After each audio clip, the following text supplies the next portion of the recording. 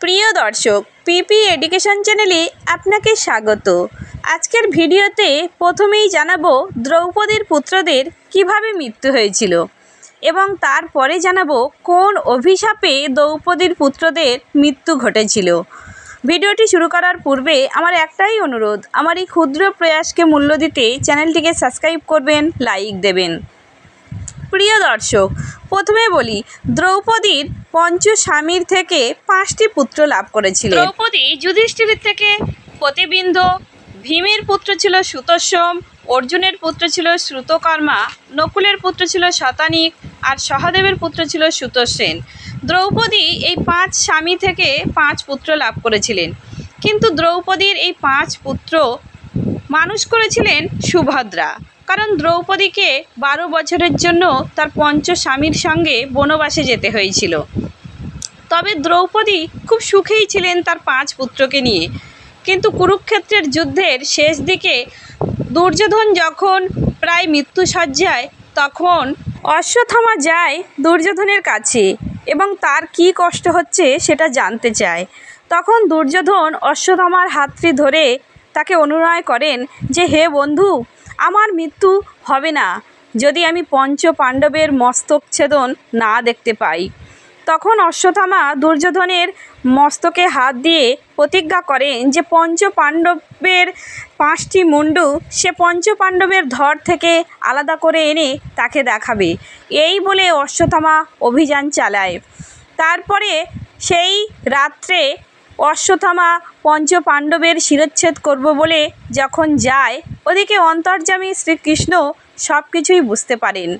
বুঝতে পেরে হঠাৎই মাঝরাতে শ্রীকৃষ্ণ পঞ্চ পাণ্ডবকে ডেকে বলেন, অর্জুন, চলো আমরা সবাই গঙ্গার হাওয়া খেয়ে আসি।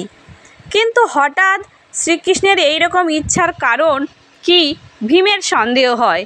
তখন যুধিষ্ঠির বলেন, সখা যখন মনে করেছে যে আমাদের নিয়ে গঙ্গায় হাওয়া খেতে যাবেন, তখন আমাদের তো আপত্তি হওয়ার কথা নয়, নিশ্চিত এর পিছনে কোনো কারণ আছে। চলো ভীম, তুমি কোনো সংশয় প্রকাশ করো না। এই বলে পঞ্চ পাণ্ডব সখা শ্রীকৃষ্ণের সঙ্গে গঙ্গায় হাওয়া খেতে বের হলেন। আর দ্রৌপদী মনে করলেন 5টি কুটিরে 5 পুত্রকে তো রাখা যায়, কারণ পঞ্চস্বামী তো সখা শ্রীকৃষ্ণের সঙ্গে হাওয়া খেতে বেরোলেন। তাই দ্রৌপদী কী করলেন, তার 5 পুত্রকে তাদের পিতাদের ঘরে ঘুমাতে বললেন। দ্রৌপদীর 5 পুত্র তাদের নিজ নিজ পিতাদের সঙ্গে ঘুমানোর জন্য পিতাদের ঘরে গেলেন, কিন্তু সেখানে গিয়ে দেখলেন পিতারা কেউ নেই। তখন 5 ভাই মনে করলেন, ঠিক আছে, কিছুক্ষণ পরে হয়তো পিতা এসে পড়বে। এই ভেবে তারা 5 জন পিতাদের বিছানায় শুয়ে পড়লেন এবং রাত্রে ঘুমিয়ে পড়লেন। আর অন্যদিকে অশ্বত্থামা তার দলবল নিয়ে মধ্যরাত্রে হানা দিলেন এবং এসে অন্ধকারের মধ্যে পঞ্চ পাণ্ডব ভেবে দ্রৌপদীর 5 পুত্রের শিরচ্ছেদন করলেন এবং একটি পুঁটলিতে বেঁধে 5টি মস্তক নিয়ে চললেন দুর্যোধনের কাছে। দুর্যোধনের কাছে যখন 5টি মস্তক নিয়ে হাজির হলেন অশ্বত্থামা, তখন দুর্যোধন তো আনন্দে উল্লাস করতে শুরু করলেন এবং আনন্দে উল্লাস করতে করতে বললেন, মিত্র, আজ আমার মৃত্যুতে কোনো দ্বিধা নেই, কারণ আমি পরম শান্তিতে মৃত্যুবরণ করতে পারবো, কারণ পঞ্চ পাণ্ডবের 5টি মস্তক আমার কাছে তুমি এনে দিয়েছো। সুতরাং একটি একটি করে আমাকে দাও, 5টি মস্তক আমি ভেঙে চুরমার করে দিয়ে তবেই মরতে চাই। অশ্বত্থামা তখন মিত্র দুর্যোধনের হাতে একটি মস্তক তুলে দিলেন, আর দুর্যোধন পাথরের উপরে আঘাত করে সেই মস্তকগুলি চূর্ণ বিচূর্ণ করতে থাকলেন। এভাবেই 5টি মস্তক দুর্যোধন চূর্ণ বিচূর্ণ করে ফেললেন। তারপর হঠাৎই দুর্যোধনের মনে হলো যে এর মধ্যে একটি মস্তক তো চূর্ণ বিচূর্ণ হওয়ার কথা নয়, কারণ সেটি ভীমের মস্তক। ভীমের মস্তক যা তার অসংখ্য গদার আঘাতেও চূর্ণ বিচূর্ণ হয় না, তা কিভাবে পাথরের উপর আঘাতে চূর্ণ বিচূর্ণ হবে। তখন অশ্বত্থামাকে বললেন, দাও তো, আমাকে একটু আলো দাও।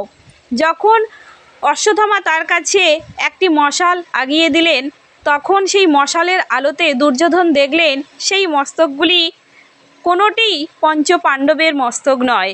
সেটি দ্রৌপদীর পুত্রদের মস্তক। তখন দুর্যোধন হাহাকার করতে করতে নিজেই মূর্ছা গেলেন এবং মৃত্যুবরণ করলেন। দ্রৌপদীর পুত্রদের মৃত্যু হয়েছিল ভীমের পত্নী হিড়িম্বার অভিশাপে। হিড়িম্বার পুত্র ছিল ঘটোৎকচ।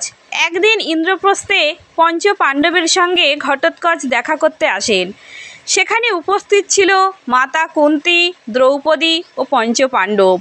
ঘটোৎকচ সবাইকে সম্মান প্রদর্শন করলেও দ্রৌপদীকে সম্মান প্রদর্শন করেননি। তাই দ্রৌপদী অসন্তুষ্ট হয়ে ঘটোৎকচকে অভিশাপ করেন যে যাদেরকে তুমি সম্মান প্রদর্শন করলেন তাদের জন্যেই কুরুক্ষেত্রের যুদ্ধে তোমার মৃত্যু ঘটবে।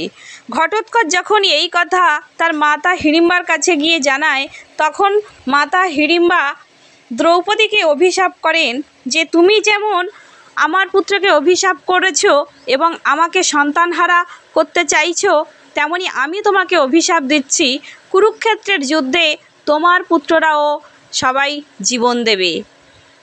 সেই হিড়িম্বার অভিশাপে দ্রৌপদী কুরুক্ষেত্রের যুদ্ধে এক রাতের অন্ধকারে তার পঞ্চপুত্রকে হারায়। ভিডিওটি এখানেই সমাপ্ত। ভিডিওটি ভালো লাগলে চ্যানেলটিকে সাবস্ক্রাইব করবেন, লাইক দেবেন। সবাই ভালো থাকবেন, সুস্থ থাকবেন। ধন্যবাদ।